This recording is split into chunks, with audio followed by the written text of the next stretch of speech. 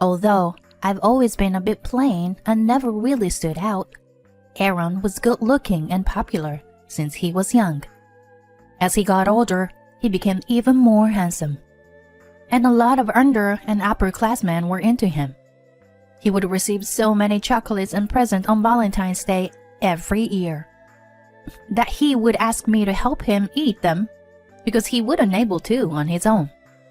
I was lucky enough to be by his side. So many people envied me. Aaron and I started dating in high school, which made the number of people who had hated me grow even more. They don't match. She's not cute. There's no way. The other female students would all say things like that. But thanks to that, I became really strong mentally. Even though I was plain looking, being by his side, I began to take care of myself more. When I entered university, no one bullied me anymore. Aaron and I married after we graduated from university.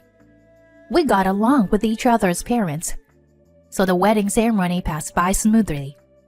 We started living together, but since we both worked full-time jobs, we were both busy and didn't have all that much time together. Because of this, we came up with the rule that if we had time, we would always eat dinner together. We would make as much time for each other as possible and did what we could to protect our relationship.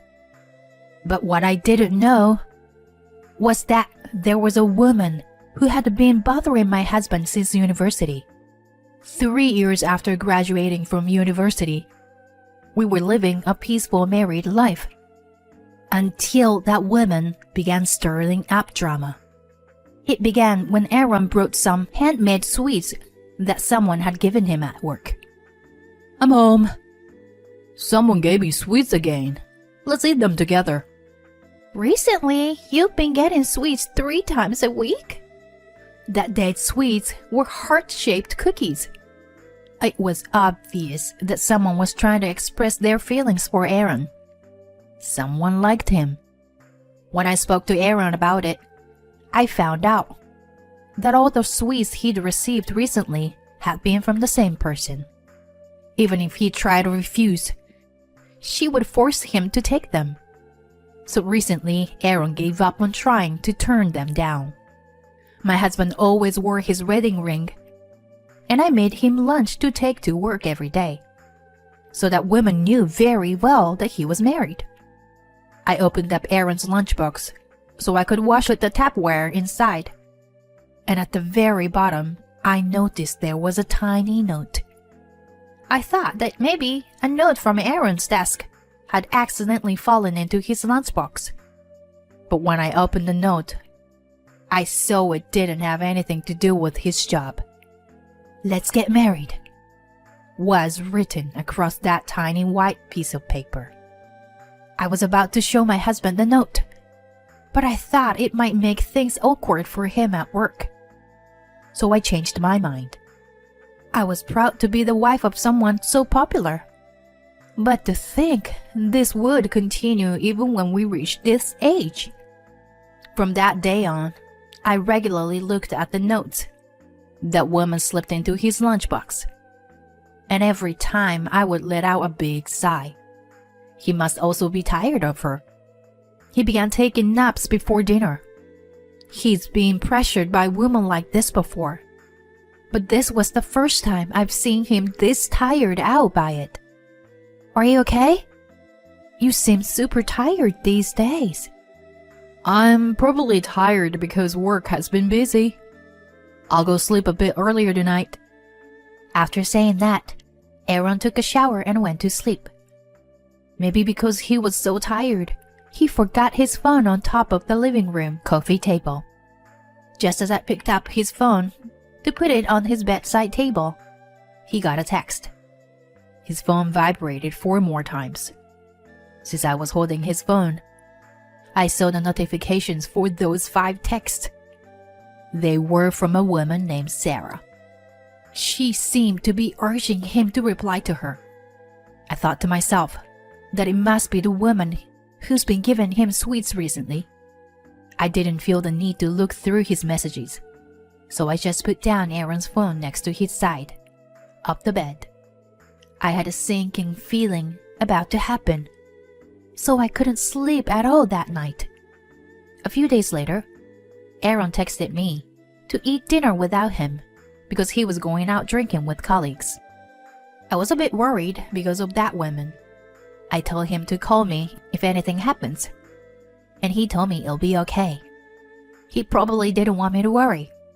He knew that many people have been jealous of me since we were in high school, so he probably didn't want me to go through that same sort of trouble now that we are adults. He's probably doing his best to calm the situation on his own. But women are tricky. He might not even realize what she's doing. I knew he could be too kind for his own good, so I wished he could ask me for help as his wife.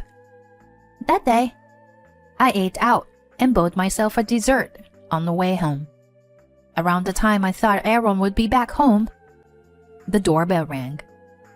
Excuse me, this is Mr. Smith's house, right? Through security camera, I saw a young woman and man. They were carrying my husband between them. I quickly opened the door. The young man carried Aaron up to our bed, and I was left alone with the woman, who smiled at me. I'm sorry about this. Thank you for going out of your way to take care of my drunk husband. It's okay. Here are some sweets I made.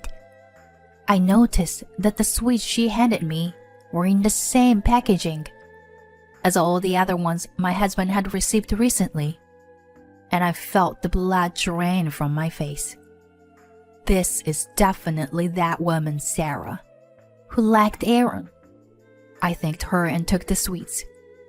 When are you and your husband going to divorce? She whispered into my ear.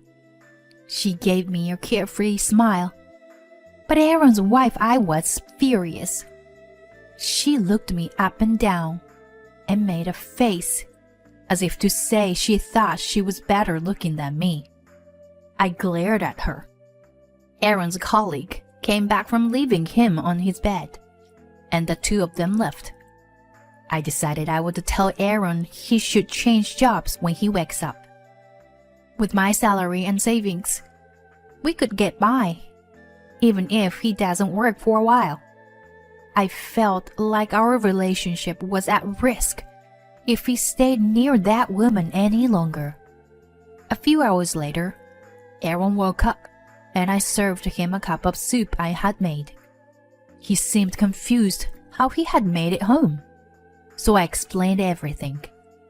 Aaron made a guilty-looking face, and his face turned blue. Sue, did she do anything to you? She didn't, but I told him what Sarah had said to me. I also relieved that I had seen the messages she sent him a few days back. Aaron let out a sigh and put his head in his hands. Seeing him like this, I understood that he hadn't told me because he didn't want me to worry. I didn't want him to be troubled with this anymore. So I spoke to him about changing his job. He didn't want to bother me while he was looking for a new job, but eventually he agreed. The next day, Aaron spoke to his bosses and quit. When Sarah realized Aaron wasn't at work, she assumed he was sick and began forcing her way into her home to take care of him. I would try to push her to leave, but she would then burst into tears. It was tough to deal with. If you keep this up, I will call the police. I was just worried about him. Sarah began coming over nearly every day. It was getting scary. I would have to pull all my effort into pushing her out of the house. Aaron was getting tired of her too. At this point, she was basically a stalker. Things escalated day by day. At Aaron's ex-job, they tried to help cover up the fact he quit by telling her that he had changed departments. But she ran all over the company trying to find him. I called the police on her. and they gave her a severe warning. After the police got involved, she stopped coming to her home. When things calmed down, Aaron began looking for a new job and managed to find one relatively quickly. His new office was a bit far from home, but he really gave it his all there. For a while, we returned back to our peaceful lives. I'm relieved everything has calmed down again. I blocked her number too. I hope everything will be okay from now on. We were a bit worried something would happen again, but we tried to move forward. A few months later, on the way home from work, Aaron jumped out into the street to save a young child. He got hit by a truck and passed away. He was such a kind person. He even risked his life to save that child.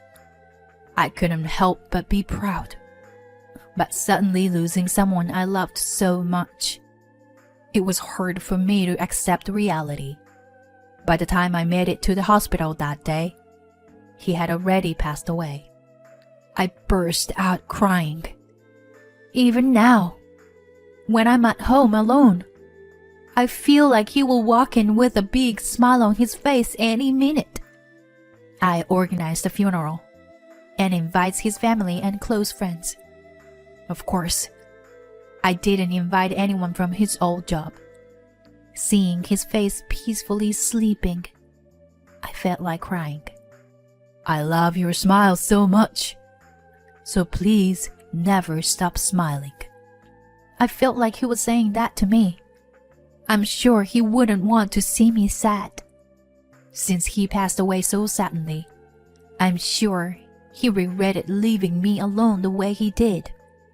But he definitely wouldn't regret having protected that child. He saved a life. I'm sure that he would tell me to smile. So I decided that after the funeral, I should try to move forward with my life, for the sake of the husband I loved.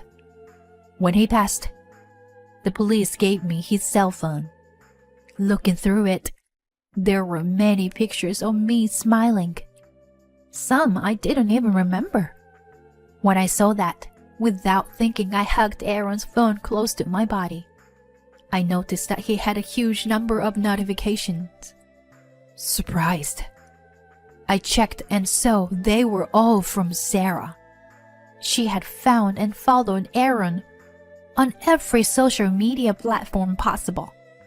It seems we hadn't been able to stop her overwhelming feelings for Aaron. Aaron wasn't really the type to go on social media much, so he hadn't seen most of the notifications and messages. There were even messages from after he passed away. From the looks of it, she sent him around 30 messages per day. 5 years had gone since Aaron passed away, and she still messages him daily. Her feelings for him never changed. I peeked at her social media profiles and saw that all her posts were lies about going out with Aaron, being loved by him, and so on. She's been posting every day. Of course, since Aaron passed away, he's not in any of her new posts. Seeing her profiles felt gross. To put it most accurately, I was disgusted. She didn't know he had passed away. If anyone who knew saw her page, what would they think? I'm sure even my husband would be annoyed if he looked down from heaven and saw that this was happening. As I was thinking this, I headed off to work. I had plans to eat dinner with Aaron's mother that night, so after I finished work, I quickly went to the restaurant we planned to meet at. My mother-in-law must be lonely since Aaron passed. Occasionally, we would go out to dinner, or to Aaron's grave together. Thank you for always making time to meet me. 5 years have already gone by since Aaron passed. It's okay for you to find someone new to make you happy. It's okay. Aaron will always be in my heart, so I don't need anyone else. My mother-in-law worried about me, since so much time had passed and I hadn't remarried. But as I told her, Aaron was the only one for me. I had no plans on meeting someone new. I was happy how I was. Can I come over to look through your old pictures of Aaron tonight? I nodded. After we finished dinner, we headed home together. When we made it to my house, we saw that a woman and a couple, seemed to be her parents, were standing outside of my door. I wondered if something must have happened at home. But looking closer, I realized the woman was Sarah. What are you doing in front of my house? The three of them turned and looked at me angrily. My mother-in-law probably had no idea what was going on. She didn't know who those people could be. I opened the door and let my mother-in-law into the house. And then I turned to Sarah and her parents and asked them why they were here again. Her mother was the first person to speak. Your husband impregnated my daughter. How can you talk to us with that attitude? What are you talking about? Sarah's father began ranting angrily. But no matter what they say, my mother-in-law and I couldn't understand what was going on. Sarah's father continued to yell, as Sarah clung onto him and cried, Your husband got me pregnant. Divorce him and give me this house. I don't understand what you're saying. I can't divorce him either. The three of them screamed at me. They told me to stop messing around and to bring my husband to them. Hearing them say all this nonsense, my mother-in-law was outraged. What are you saying? Aaron, who was Sue's husband and my son, passed away 5 years ago. Sarah and her parents went silent. Sarah then began repeating that we should stop lying. When I explained to them what happened 5 years ago, and that the woman with me was Aaron's mother, they were pale. Their shocked faces were incredible to see. I have to give her credit. Sarah was completely delusional. What? You must be lying. Sarah slumped into the ground and began to cry. Knowing the truth, she was overwhelmed with sadness and by the fact that her lies wouldn't work anymore. Her father began yelling at her for lying. Her mother also hadn't known the truth, and her face suddenly went bright red out of embarrassment. The whole time my mother-in-law continued to scream at them. Now that you understand, please leave. My mother-in-law entered the house and we shut the door. We could clearly hear them yelling from the other side of the door, but I didn't care about them anymore. I explained everything about Sarah to my mother-in-law. She hugged me tightly while crying, saying she wished she had known earlier so that she could have done something to help. Her kindness almost made me cry. I hugged her and stroked her back. It's okay. I'm Aaron's wife after all. After we both calmed down a bit, my mother-in-law headed home. I offered to drop her off, but she said she'd be all right on her own. I looked at a photo of Aaron on the wall and let out a big sigh. We've been through a lot of trouble because of Sarah, but I'm sure this was the last of it. Her parents must have been incredibly angry with her. I'm considering reporting her to the police, but I decided against it in the end. I checked on her social media accounts, and so she had deleted everything. To my relief, she also stopped sending Aaron messages. I put my hand on the photo of Aaron and closed my eyes. She finally understood. The next day, Sarah's parents came with some sweets and apologies. They said they wanted to apologize to Aaron as well, and they stepped inside. They stopped in front of a photo of him and apologized out loud. I glared at them and said, I wanted them to promise me something. I told them to promise me they would never let their daughter come near me again. and that if she ever does, I will call the police. I told them what Sarah had done until now, and they promised me they wouldn't let her bother me again. This should be the end of it. I'm sure even Aaron is relieved up in heaven. Sarah's parents left. It's incredible how dedicated Sarah's love was.